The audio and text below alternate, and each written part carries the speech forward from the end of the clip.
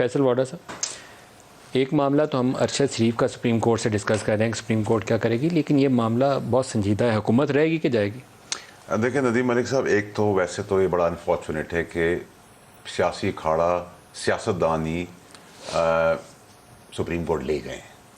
تو ایک تو یہ بڑا انفارچونیٹ ہے، سیاسی اکھاڑے کے اندر سیاسی لوگوں کو اس کا رستہ نکالنا تھا، کیونکہ سسٹم اب کولیپس کی طرف جا رہا ہے. لوگوں کا جو ایک بھروسہ ہوتا ہے ڈیموکریسی کے اندر، بیوروکریسی کے اندر، جوڈیشری کے اندر، فوج کے اندر، وہ سب ایک ایلمبو میں آ گیا ہے. تو یہ انفارچونیٹ ہے، بد نصیبی ہے پاکستان کی کہ ہم اس سچویشن پہ آج آ کے کھڑے ہیں اور سسٹم کولیپس کی طرف جا رہا ہے. لیکن جب آپ سیاسی کھاڑے کو لے گئے سپریم کورٹ کے اندر، تو دیکھیں کچھ چیزیں بڑی سمجھداری سے اسیس کرنے کی ضرورت ہے.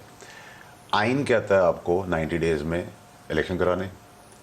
چیف جسٹس صاحب آئین کے رائٹ پہ کھڑے اور 3.5 مہینے بعد انہوں نے اس ملک ریٹائر ہو جانا ہے. اور پاپولر ویو اور پاپولر سٹانس بھی یہی ہے، اور ایک پاپولر پارٹی بھی اس سٹانس کو انڈورس کر رہی ہے. تو 4 چیزیں رائٹ پر ہیں. اب کانسٹیٹیوشنل آ جائیں چیزوں کے اوپر کہ کیا سپریم کورٹ کے چیف جسٹس اپنے احکامات سے 14 مئی کو یا 30 مئی کو الیکشن کرانے میں کامیاب ہو سکتے ہیں؟ نہیں ہو سکتے. نہیں ہو سکتا.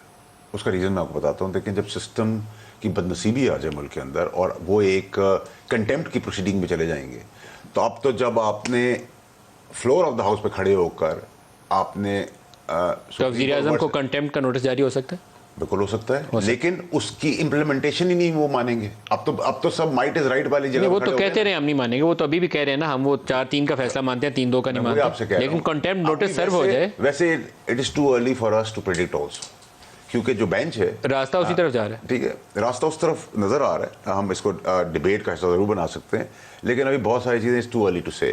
میرا اپنا خیال ہے کہ جب یہ بینچ کانسٹیٹیوٹ ہو کے آگے بڑھے گا، کنٹیمپٹ کی پروسیڈنگز کی پاسبلٹی ضرور نظر آتی ہے، لیکن میرے خیال ہے اس کو اوائڈ کرنا چاہیے. ابھی جو ایک اور خطرہ ہے، اگر کنٹیمپٹ کی طرف گئے تو میرے خیال سے پھر تو سب آمنے سامنے آ کے کھڑے ہو جائیں گے.